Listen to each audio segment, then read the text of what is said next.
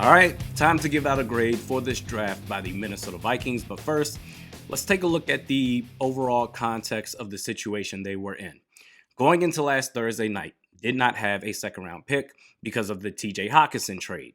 So, from a positive stance, if you want to look at it that way, I sure as hell choose to do so. Your second round pick in the 2023 NFL draft was TJ Hawkinson. You'll take that all day.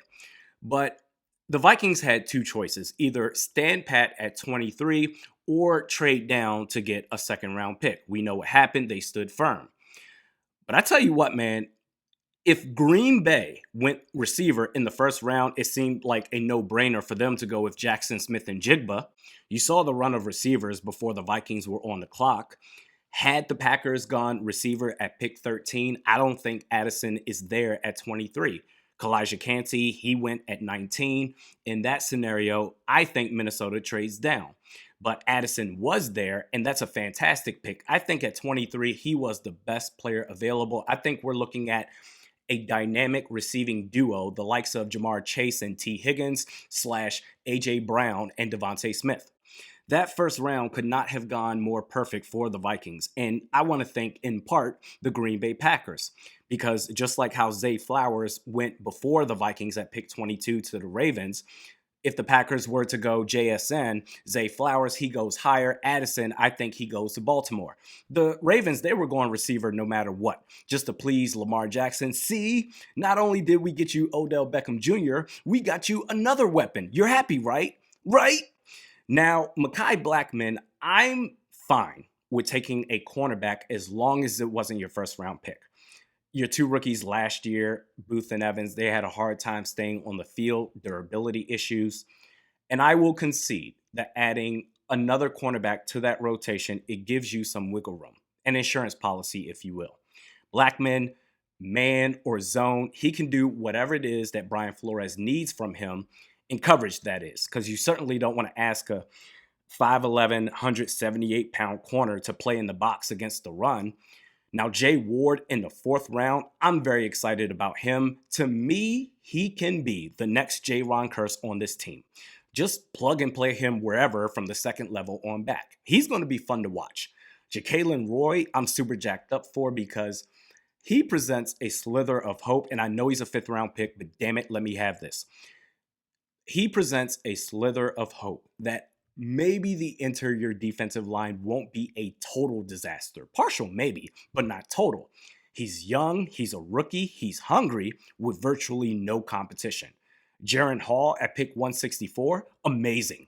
Athletic, dual threat quarterback who has a chance to learn under the wing of Kevin O'Connell, Wes Phillips, and quarterbacks coach Chris O'Hara. And just how I believe in Brian Flores to coach up a defense, I believe in Kevin O'Connell to coach up and develop offensive players. Hall, from what I've gathered, young man with great character. Kevin O'Connell, calm demeanor, specializes in player management. This, to me, is the perfect pairing that will give Jaren Hall the best chance to succeed in the National Football League. I really do believe that. And DeWayne McBride doesn't sway me either way. Alexander Mattison, he's going to be your starter early possessions. And if anything, it's going to be Ty Chandler's season to take off the rest of the way. Draft grade. I give the Minnesota Vikings a B.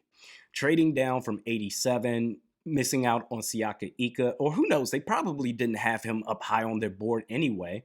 But that aside, going into draft weekend, only 5 picks to work with, no second rounder. I think they did about as good as they could have done. They got their bona fide wide receiver too, check. Versatile defensive backs, yup. A potential starter on the defensive line, okay. A project quarterback, And even on the undrafted free agency side, Ivan Pace Jr., can you imagine Pace and Jay Ward on the field at the same damn time where the defense can go crazy with the quickness? That's going to be dope. A long ways to go still before you can be considered a contender with subpar offensive and defensive lines, but nonetheless, they added some talent that they can build upon. I give it a B. Comments time. We're going to start with Frank North. At the 5:30 mark, when people say this stupid stuff, they should be called out. Left to right. First round, talking about the offensive line, left to right. First round, second round, first round, second round picks. Are you bleeping kidding me? If that's not addressing the offensive line, what is? We'll just ignore the rest of the roster and keep throwing picks at the O line? Right, because offensive linemen don't take time to develop. We'll just keep throwing picks at it. Kirk Cousins was tied for the second most sacks last year. The final play of the season, the playoff game against the Giants, Ezra Cleveland got bullied back, generating pressure on the quarterback. Garrett Bradbury, awful 3 out of 4 years. The fourth year last year started off great, came back from injury, and looked like the Bradbury of old. But Frank, what you're saying is nothing to see here because of where they got selected. Oh, we used a second round pick on Ezra Cleveland 3 years ago. Bradbury, a former first round pick, so everything's fine and dandy. Troy Williamson, a former first round pick, couldn't catch a ball even with tar on his hands. Should he be enshrined in the Vikings Ring of Honor? Where you got selected doesn't equate to winning championships. Production is what matters most. Corey Check says, Pace and Carter going to get some sacks for the Vikings this year. Pace, definitely. Carter, we'll see if he makes the team. I think he does have a good shot. But if we're going to set a line here, specifically for Ivan Pace, 2.5 sacks. Over or under? What say you for Ivan Pace Jr.? Leave your thoughts in the comments section below. And lastly, Pratik Ray says, couldn't pronounce Kaiser Soze? You need to watch The Usual Suspects. It's a crime classic and in the IMDb top 100 list. Never saw that movie, never even heard of The Usual Suspects. I'm a nerd. I'm more into superhero, fantasy, Marvel, DC comic type of movies. But I tell you what, I do like me some crime media as well. If my toddlers weren't running around driving me crazy, I would go all day watching The First 48.